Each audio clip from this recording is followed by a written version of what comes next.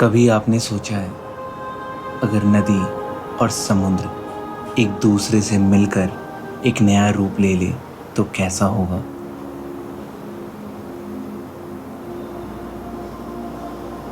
ना तो वो नदियों जैसा लगातार चलता है, ना ही वो समुद्र जैसा शोर करता है। नदी और समुद्र से बना ये बैकवाटर्स अपनी अलग ही पहचान रखता है और दुनिया भर में मशहूर ये बैकवाटर्स का घर है एलेपी, केरला का एक और कोस्टल पैराडाइज।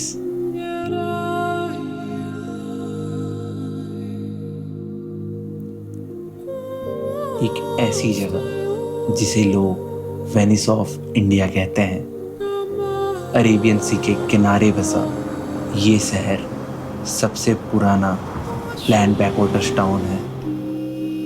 यहाँ के बैकवाटर्स इतनी यूनिक है कि आपको पानी के किनारे ही पेट्रोल पंप से लेकर पोस्ट ऑफिस तक सब कुछ मिल जाता है।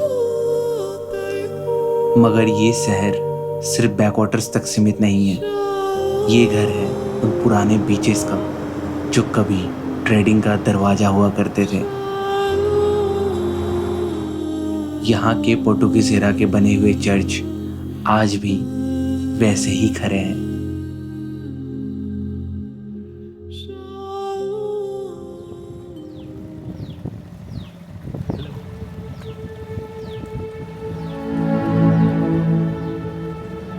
इस जगह के खूबसूरती को एक्सपीरियंस करने के लिए यहाँ चलती है यूनिक हाउस बोट्स, शिकारा और छोटे बड़े बोट्स जिसमें बैठकर इस बैकवाटर की खूबसूरती को करीब से एक्सप्लोर कर सकते हैं। और हमने भी इस खूबसूरती को एक्सप्लोर करने के लिए एक शिकारा राइड लिया और निकल पड़े उन रास्तों पर जो सड़कों से नहीं पानी से बनते हैं।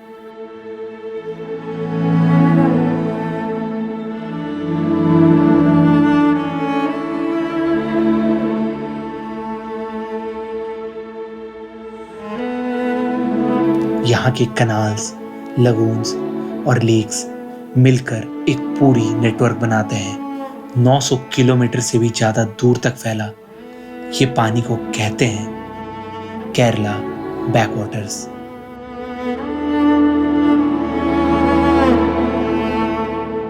इन रास्तों से गुजरते वक्त एक सवाल हमारे मन में आया कि आखिर ये दूर तक फैले शांत बैकवाटर्स बने कैसे हैं। ये नेचुरल वंडर तब बने जब समुद्र के लहरों ने कोस्ट पर सैंड और स्लेट डिपॉजिट करना शुरू किया। धीरे धीरे समुद्र और जमीन के बीच एक नैरो स्ट्रिप बना जिसे बैरियर बोलते हैं और इस बैरियर के पीछे का पानी समुद्र से अलग हो गया और बना एक शांत लगून जहाँ फ्रेश वाटर और सी वाटर मिलकर बनाते हैं ये अनोखा ecosystem.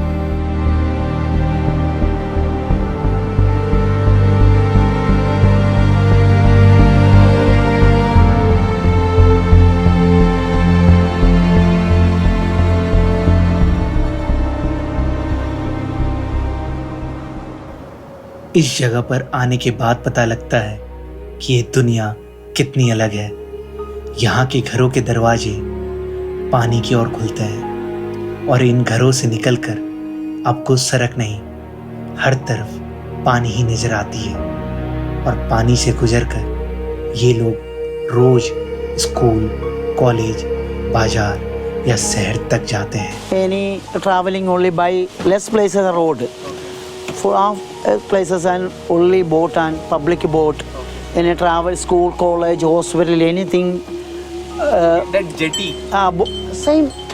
Jetty. Boat jetty. Any calling. Any morning 5:30 start, evening 9:30. Any boat. Okay. Finish. Tomorrow come back in another boats. This place all time. This place one house, another or 1 kilometer, another house. Distance between two houses were very far. Yes. So this water was used for transportation? Transportation and farmers working. Farmers work, village people and only wash and clean, no drink. Any houses, any tap, Okay. any government corporation water available.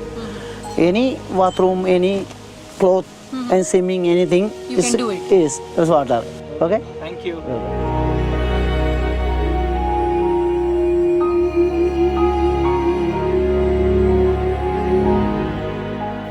आपको इन backwaters के सफ़र के बीच ही एक छोटी सी जगह भी मिलती है जहां आपको केरला का असली स्वाद केले के पत्तों पे परोसा जाता है। सिंपल, स्वादिष्ट और ऑथेंटिक। यहाँ इस रेस्टोरेंट के पास में एक ईगल इनकी पालतू है, ये यहीं बैठा रहता है और अभी ये मेरे कंधे पे बैठा हुआ है। बहुत फ्रेंडली है ये। देखो तो एक बार। हेलो। बहुत ज़्यादा फ्रेंडली है। सुंदर भी है वो। पहले वीडियोस में देखे हैं काफ़ी ज़्यादा, वो दुबई वगैरह में, पर यहाँ पे ये ऐसे ही है, शांति से बैठा रहता है, सबके कंधों पे, सबके हाथों पे चढ़ जाता है। बहुत प्यारा है। अंकल उतार दीजिए अब। Thank you. इसको देखो ना, उसके यहाँ पे।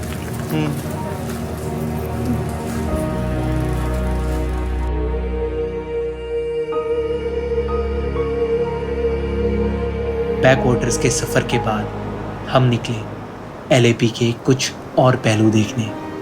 खूबसूरत नज़ारे के साथ ये रोड्स, ठंडी हवा, सब कुछ परफेक्ट लग रहा था जब तक हमारी स्कूटी ने थोड़े नखरे नहीं दिखाए। रास्ते में चलते हुए हमारी गाड़ी ख़राब हो गई है, बेल्ट टूट गया था गाड़ी का। बाई लक 50 मीटर्स पे ही एक मैकेनिक शॉप थी, तो हो गई, नहीं तो बहुत लंबे लगने वाले थे। कोई बात नहीं। और फिर हम पहुंचे अर्थुंकल चर्च यानी सेंट एंड्रयूज बजिलिका।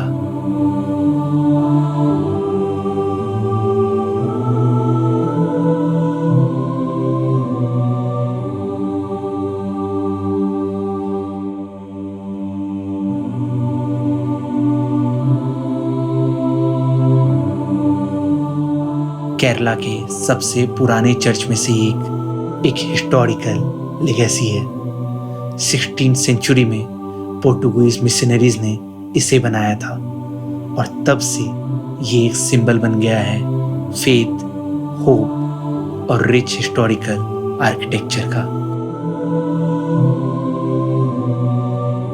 सबसे इंटरेस्टिंग बात यह है कि ये चर्च तो नया बनाया गया था, पर जो चर्च 16वीं सदी से अभी तक खड़ा है वो ठीक इसके पीछे बनाया हुआ है। छोटी और सिंपल सी, पर इसका आर्किटेक्चर काफ़ी यूनिक और पुराना है। इसका गोथिक और यूरोपियन मिक्स स्टाइल आर्किटेक्चर, उसके टावरिंग स्पायर्स और स्टेन ग्लास विंडोज, सब कुछ एक डिवाइन आर्टिस्ट्री जैसा लगता है।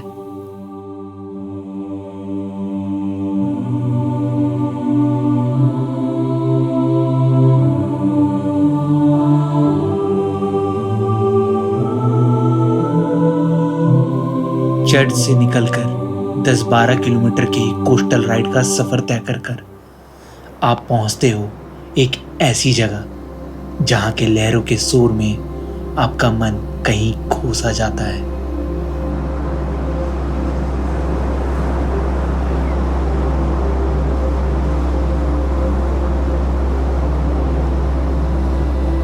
ये जगह है एलएपी का सबसे मशहूर बीच, अलापुजा बीच।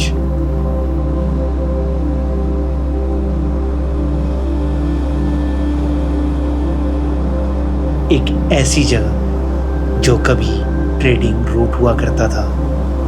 यहाँ पहुंचकर सबसे पहले नजर पड़ती है काडलवलम पर, एक सी ब्रिज जो 150 साल से भी ज्यादा पुरानी है। आयरन बीम्स, वुडन प्लैंक, ये सब आज भी अपने अंदर एक ट्रेड एरा संभाले हुए हैं। यहाँ से थोड़ी ही दूर पर नजर आती है अलापुजा का आइकॉनिक लाइट हाउस।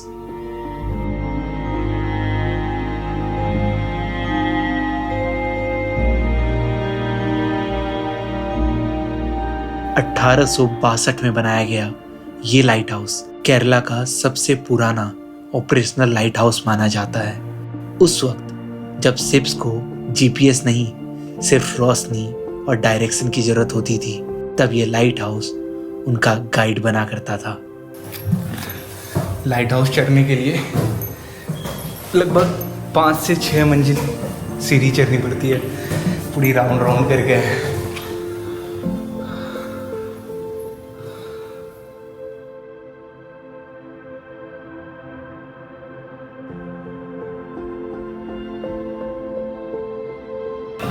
और सबसे आखिर में इस घाट सीढ़ी को चढ़ना पड़ेगा, जो कि बहुत ही सीढ़ी है। आराम से सर बचा के, बहुत कम स्पेस है यहाँ पे।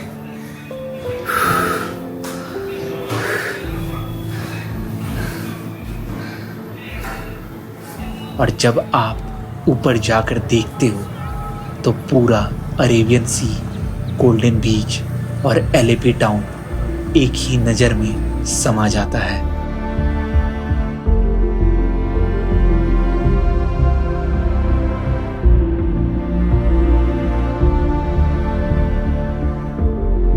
अलापुझा टाउन से कुछ 15-20 किलोमीटर दूर आपको एक ऐसी जगह मिलती है जिसकी खूबसूरती आपको हैरान कर देगी।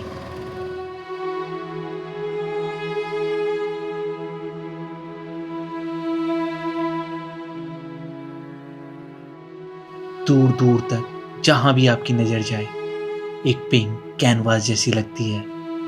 ये है केरला का पिंक लगून मलेरिकल लेक, कोट्टयम के बीचों बीच छिपा हुआ एक नेचुरल वंडर जिसे सिर्फ मॉनसून में ही देखा जा सकता है।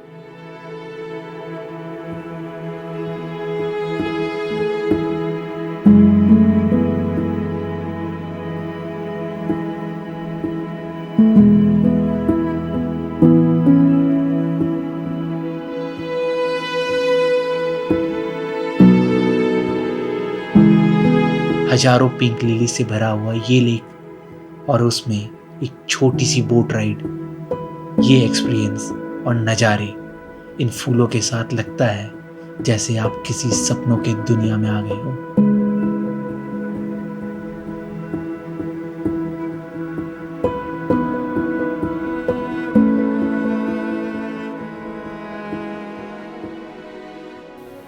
केरला के इस शहर में यहाँ पानी जमीन से भी ज़्यादा है, फिर भी जिंदगी बिल्कुल वैसी ही चलती है जैसे कहीं और चलती हो।